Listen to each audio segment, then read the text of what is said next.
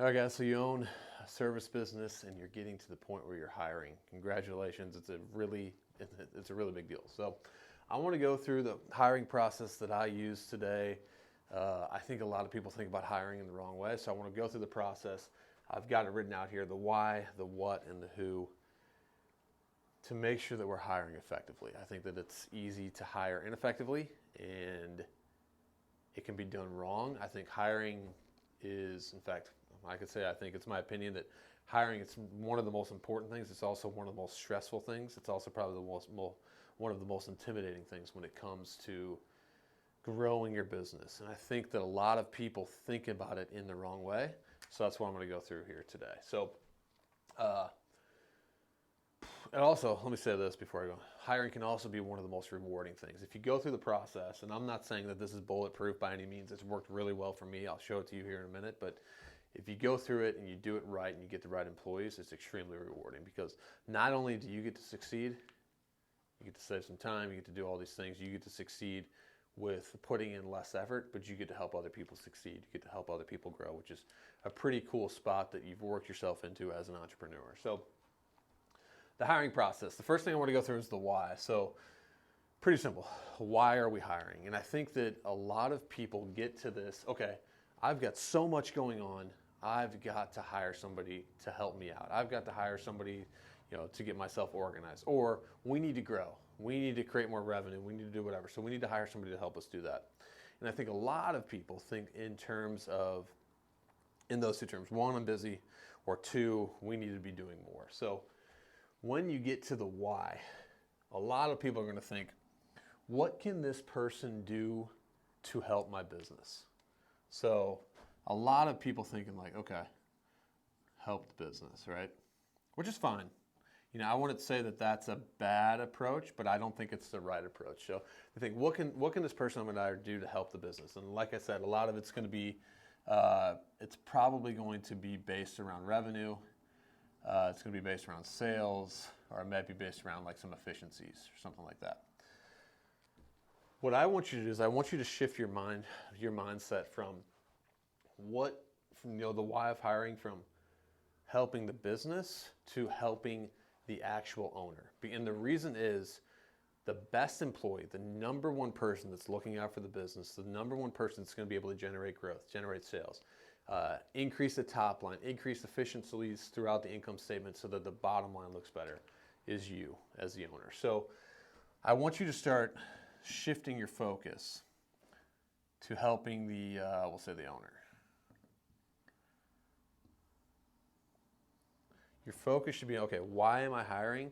The focus should be on buying back my time. And that's a principle I learned from Dan Martell in his book. Literally, it's called Buy Back Your Time. It's in the first chapter. It's an awesome book. If you haven't read it, I highly recommend it. So the biggest thing you want to understand is the why is, okay, the mindset behind it is to help the owner with the intent of buying your time. And like I said, this is simply for the reason of, as the owner, you're the number one employee. You care the most. Think about it. I'm a real estate investor. I own rental properties. Think about it in terms of you own a house and you rent it out to somebody.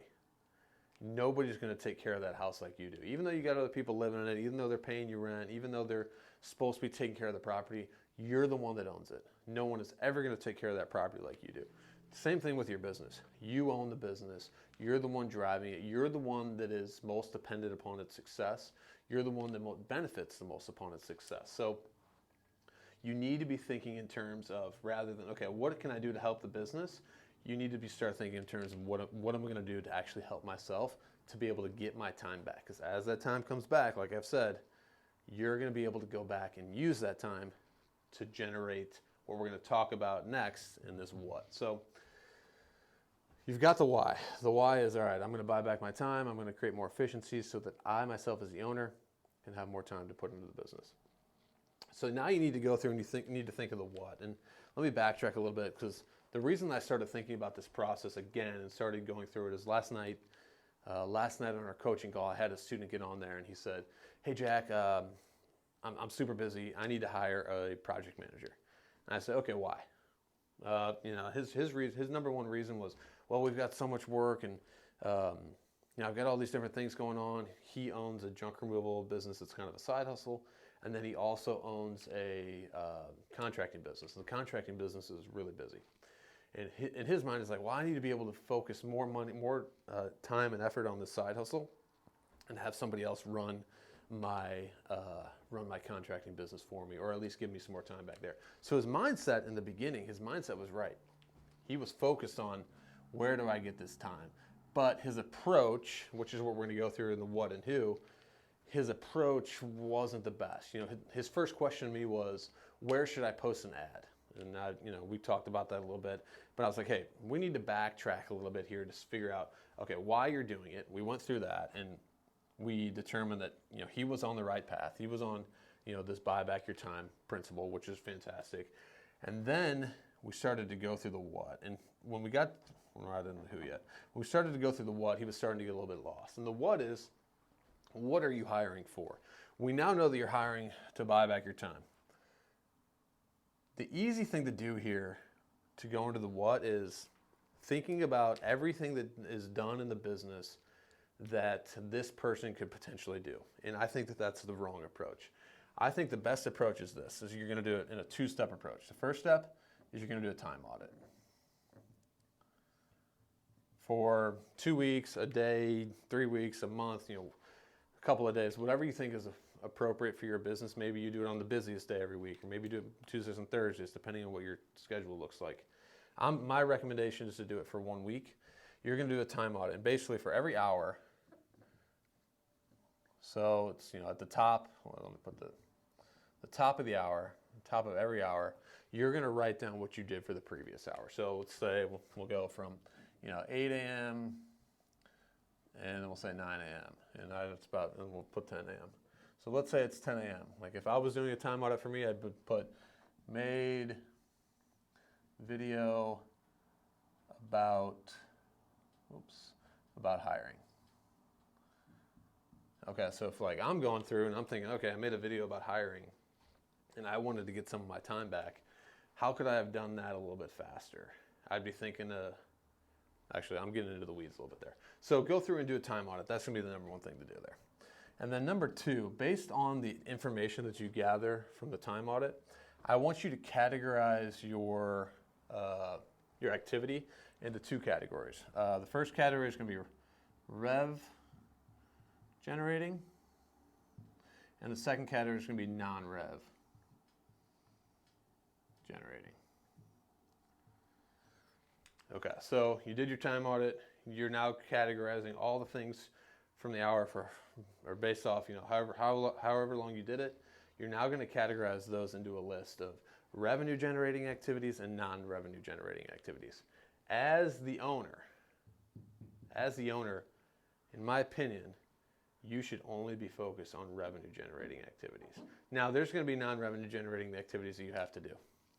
That's part of entrepreneurship. That's part of being a business owner. But I would be focused a large majority of my efforts on these revenue generating activities. So you've made that list. Now that we've made that list, we're going to go through and we're going to look at, okay, these non-revenue generating activities, this is the what. This is what I want to hire for. So let me give you an example in my business. Managing the CRM, scheduling the employees out in the morning, reaching out to past clients, that's not a good example. Making sure that the insurance on our trucks is done, doing the bookkeeping.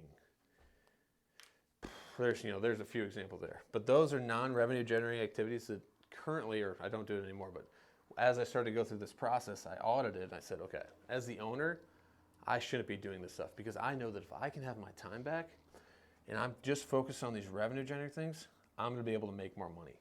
So we were actually in our business, after we went through all this process, we realized pretty much all of the admin work and all of the back end of the business could be done by a VA. A VA, that's a virtual assistant. We actually hire them out of the Philippines. If you guys need help with VAs, let me know. I can help you out there. So this is going to kind of get us into the who. So now we've gone through the why. We're focused on, we're going to go this way. We're going to help the owner to create. We're going to help the owner to create more time with the goal of buying back your time. To determine how we want to buy back your time, we're going to go into the what. We're going to do a time audit of our time to see what we're actually spending our time on. Do that at the very minimum, the top of every hour.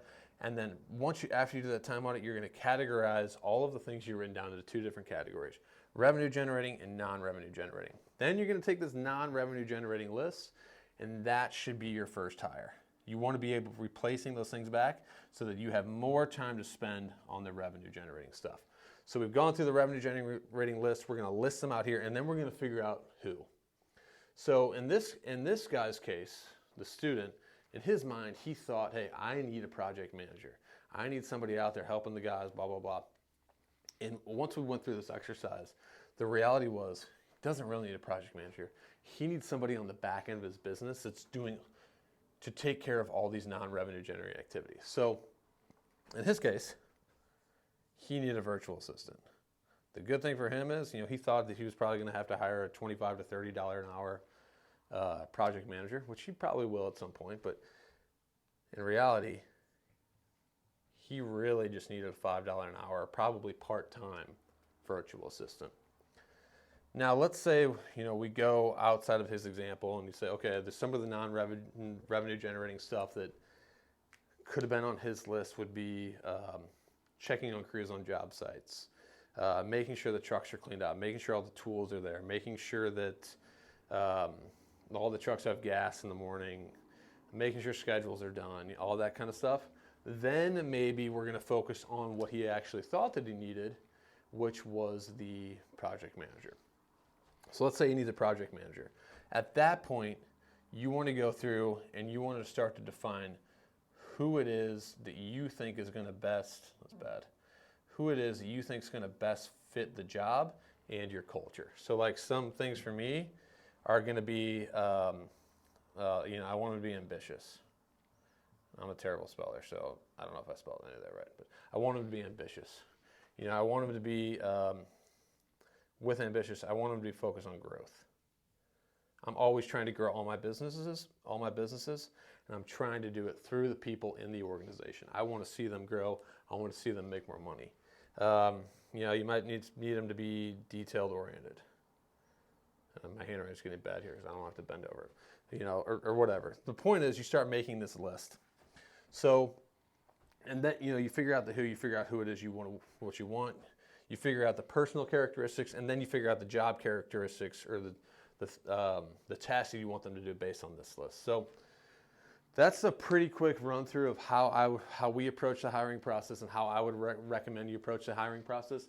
And the reason that you go through this is because a lot of the times at the top line, you're focused on helping the business out, and what you think you need really isn't actually what you need. I was going to write something there. I don't know what I'm going to write, but you think, so we'll take the guy, my student, for example. He thought that he needed basically like a foreman, right? Or a project manager or whatever. In reality, he needed a virtual assistant. If he had not gone through this process, he probably would have hired a foreman. He still would have been doing all these non-revenue generating tasks. The foreman would have taken over some revenue generating tasks, but the foreman probably wouldn't have been as incentivized for the business health, for the business success as the owner is. So he would have been doing these non-revenue generating tasks, which we've already determined that a $5 per hour employee could do. And the foreman would have been able to taken over these revenue generating tasks, and he would have seen the profit go down, because in all reality, unless you groom that person right, unless you have some kind of profit share or whatever agreement with them, like going back to the rental property example, they just don't care about it as much as you do. No matter how good of people they are, no matter what. At the end of the day, they're not making money. They're not incentivized by the business. They're not going to be there. So go through this process. The why. Try to focus on helping the owner with the goal of buying back your time. Do your time audit on the hour, every hour for, I would recommend at least 1 week. Categorize those, categorize everything you written down into revenue and non-revenue generating, and then figure out your who. After you kind of know the task, this is the kind of person that we want. Once you do that, You're going to have a healthier business. You're going to see more money drop into the bottom line. You're going to free up more of your time. I can tell you for American Junkers, I spend roughly 2 hours per day. As of right now, we're running a 6-man crew. This is a 4-day week this week, and we had one of our best weeks ever. Had $18,000 in revenue. I played 18 holes of golf on Wednesday. I've labored for about maybe 90 minutes this whole week in the field actually helping my guys out. So if you follow this process and you set it up right, you are not far away from having a very successful and a very healthy company. See you on the other side.